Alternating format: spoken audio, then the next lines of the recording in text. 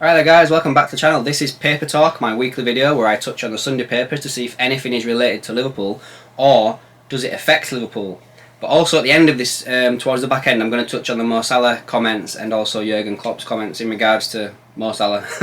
So stick around for that. Anyway guys, let's get cracking on this. First up, we've got Chelsea are close to signing, apparently, Sporting Lisbon's Uruguayan defensive midfielder Manuel Ugarte, but Liverpool are also interested. Now this is via the Express, who are citing Franco Fernandez.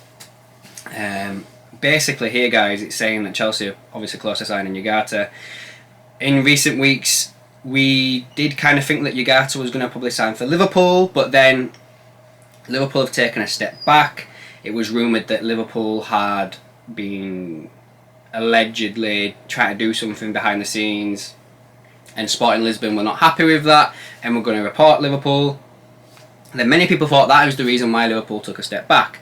However, when them reports first came out, if you correlate that with Southampton being relegated, I think it's related to Romeo Lavia. Now, I don't think that Romeo Lavia is a better player than Ugarte.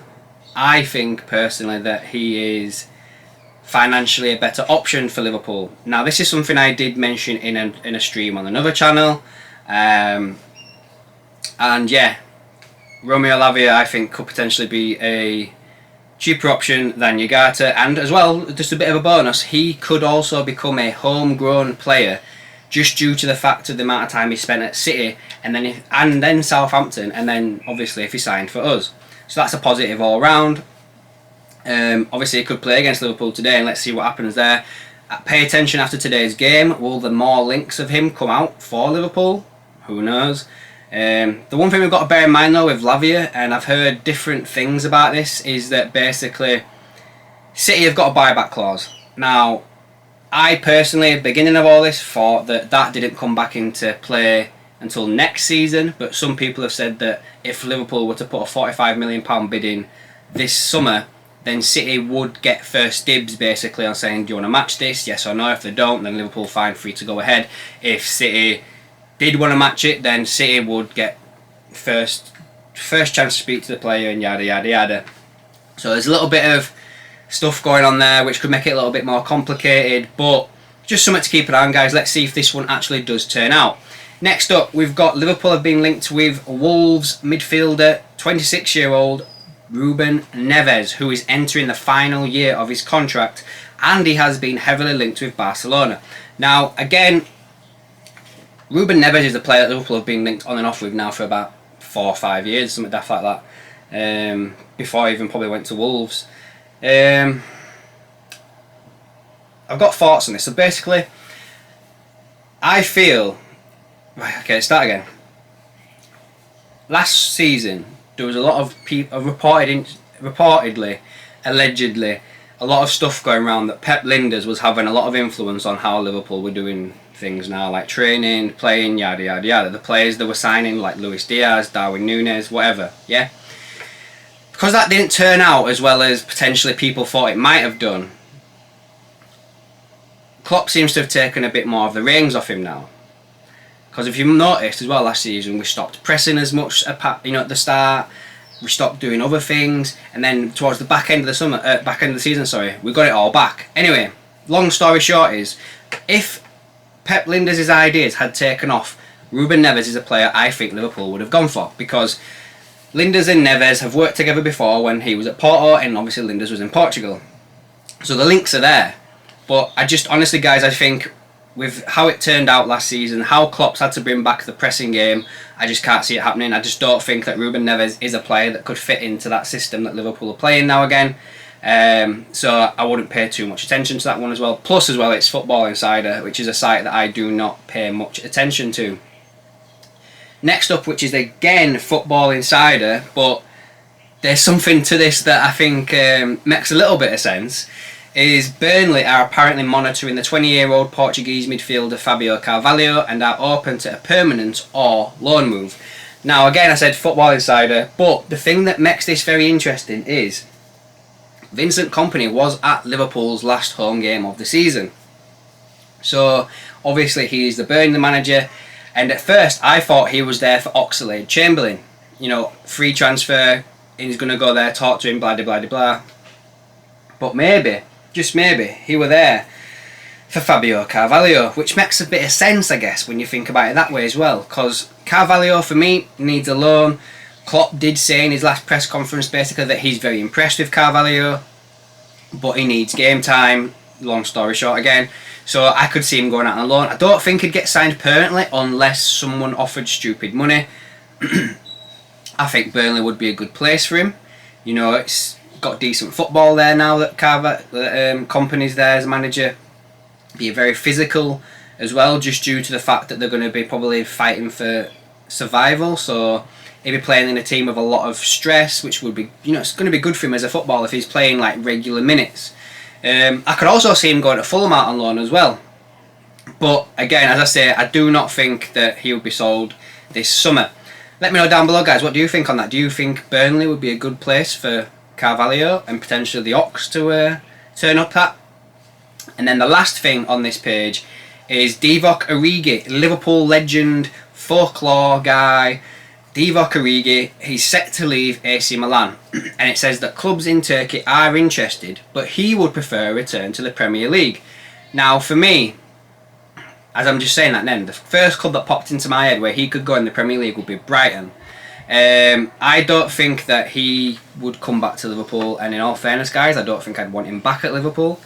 Yes, he scored very important goals, Champions League final, Barcelona, but if you look at his overall time at Liverpool, he wasn't very successful, was he? Yes, he's got the trophies, but again, as I'm saying, like, he was more of an impact sub. You can't take them moments away from him, but again, just no. No, I just wouldn't take him back at Liverpool.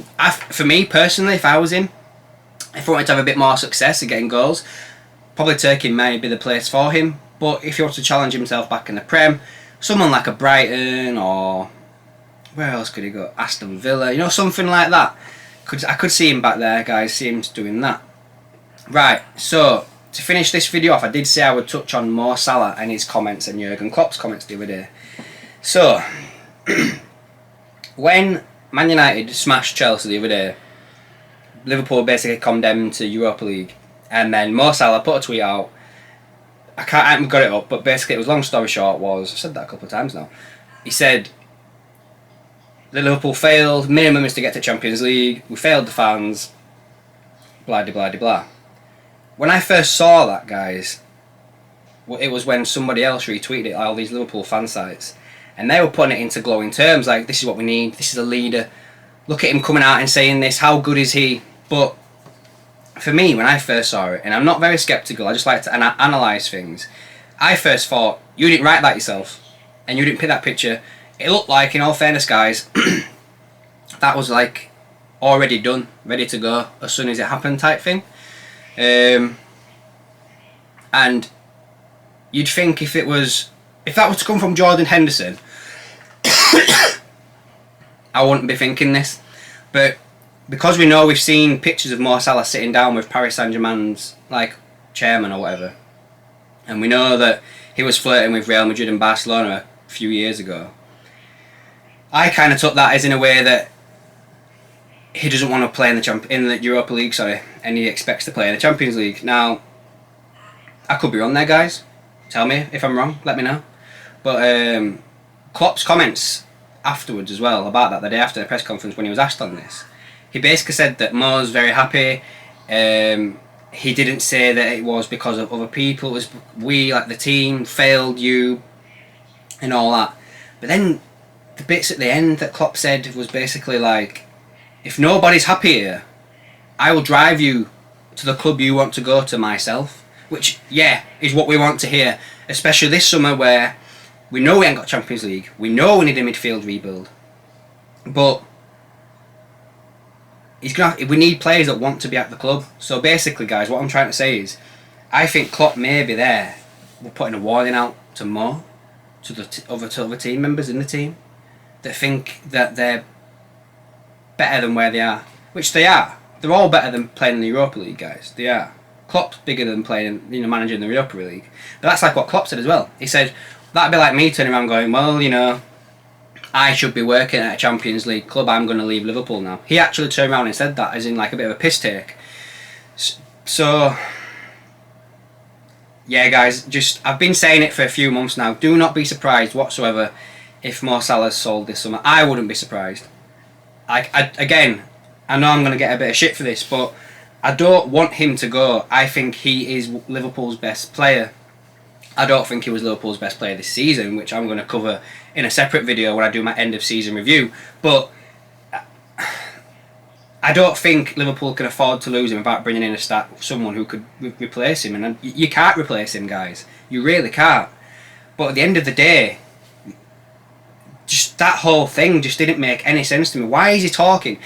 Again, as I said earlier, if it had come from Van Dijk or Henderson, I wouldn't have been bothered. Andy Robertson, but because it's come from Mo Salah, and we know about the flirtation with Barcelona and Real Madrid, and the picture that came out of him meeting the Paris Saint-Germain directors, and at the time everyone was like, oh, that's because of the Qatari, and he's there trying to get Liverpool sold to Qataris.